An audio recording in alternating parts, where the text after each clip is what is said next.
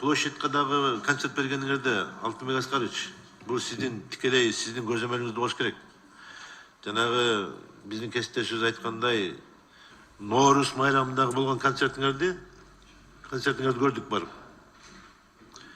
Эми биздин ата бабабызда болгон эмес, кыргыздын жигиттери чачын түйүп алып концерт кылып чыгып деген болгон эмес.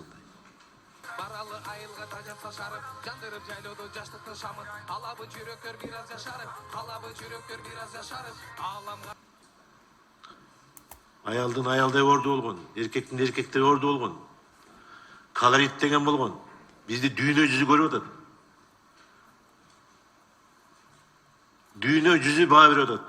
Мына биздин Ноорус деген бул мусулмандардын майрамы. Ошол жеке карар келгенде мындай бир силердин концерт берүү тармагында ким тейлейт өзү? Ошолорду бир карап койсоңор болобу? Уят да ушулай.